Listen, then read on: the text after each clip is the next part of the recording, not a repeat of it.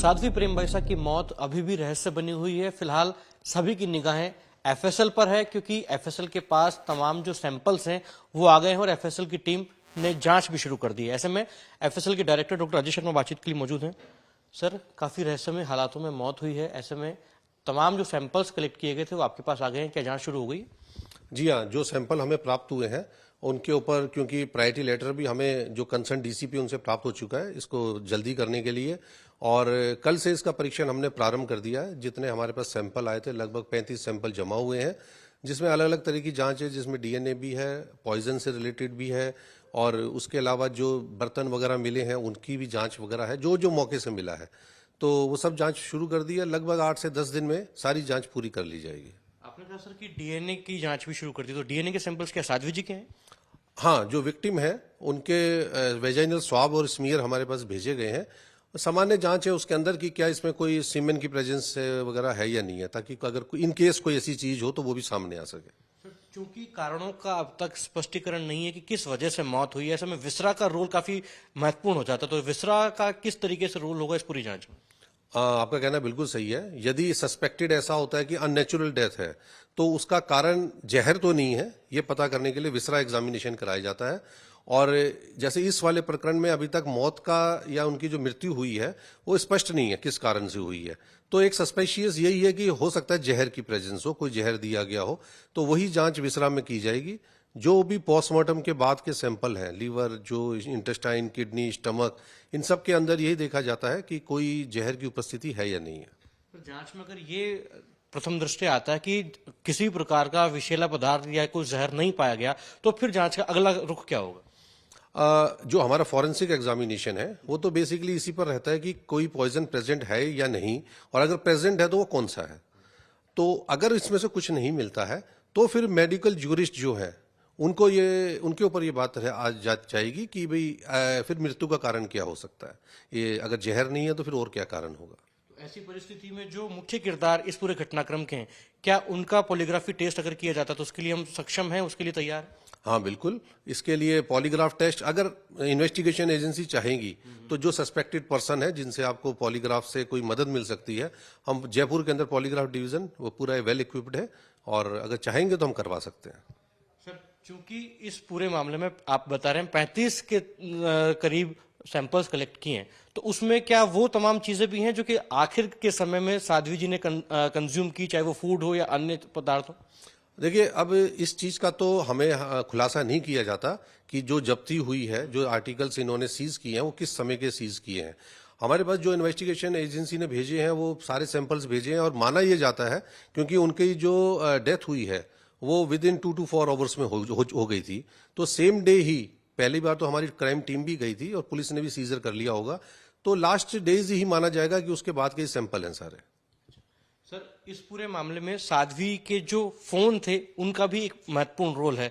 हालांकि वो तमाम जो फोन्स हैं वो अभी तक भी एसआईटी ने आपको नहीं भेजे हैं, उसका क्या प्रमुख रोल होगा अगर जांच में विषैला पदार्थ सामने नहीं आता है तो?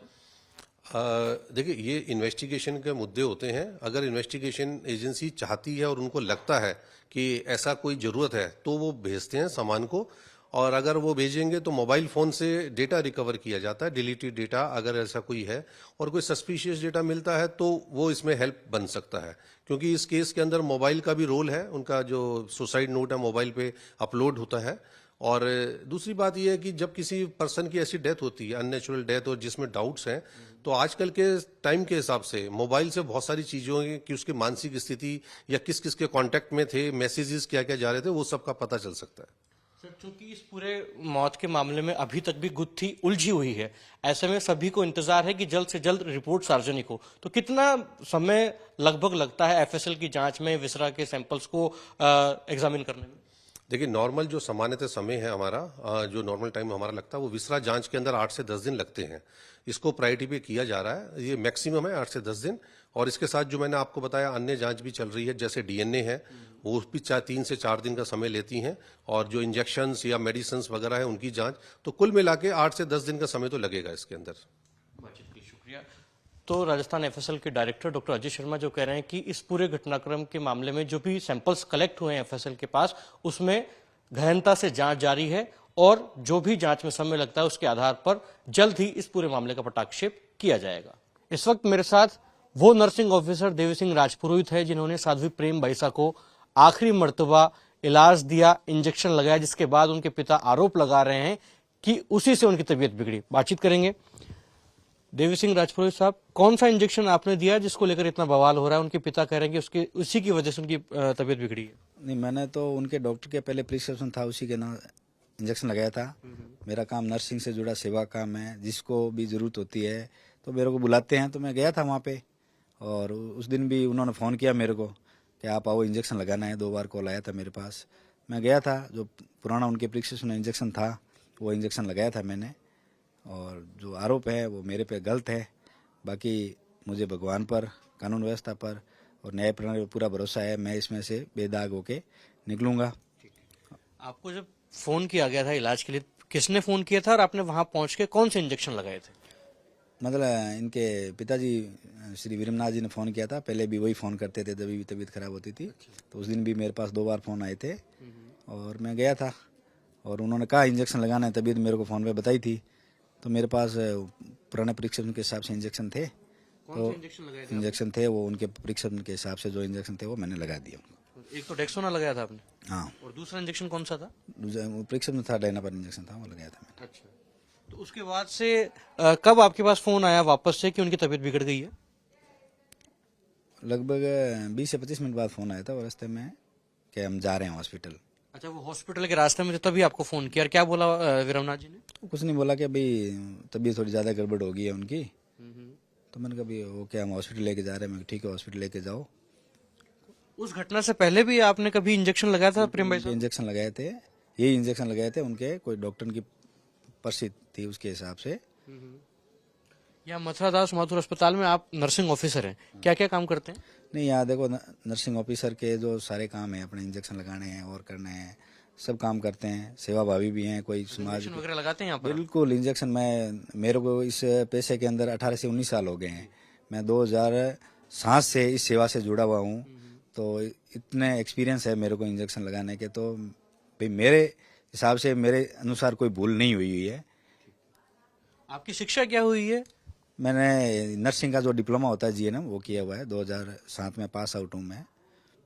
जीएनएम का डिप्लोमाधारी क्या किसी को इंजेक्शन लगाने के लिए सक्षम होता है? बिल्कुल सक्षम है इंजेक्शन लगाने के लिए। अच्छा, और ये बताइएगा, अब चूंकि तमाम आरोप आप पर लग रहे हैं, पुलिस ने ही पूछताछ की होगी? बिल्कुल की है सर। वो मैंने जो उन्होंने पूछा मैंने उनको सही जवाब दे दिए सारे। और आगे भी अगर मेरे को बुलाएंगे तो मैं जाने के लिए तैयार हूँ, कोई वो दिक्कत नहीं है। जीरो हमने इन्वेंट किया, हमने बताया दुनिया को, जहां योग है वहां रोग नहीं। सबसे पुरानी सभ्यता है हमारी।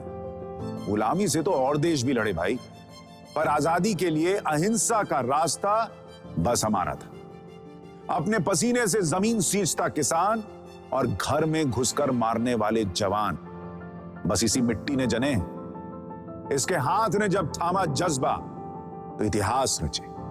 कदम बढ़ाए तो चांद का वो हिस्सा चूमा भाई, जहां कोई कभी नहीं पहुंचा। आज पूरी दुनिया में शान से लहरा रहा है तिरंगा, और इसके पीछे है गर्व से भरी अनगिनत कहानियां जो लिखी जा चुकी हैं और लिखी जा रही हैं, जिन्हें मैं सुनाऊंगा राष्ट्रगर्व रोज शाम 6:25 पर।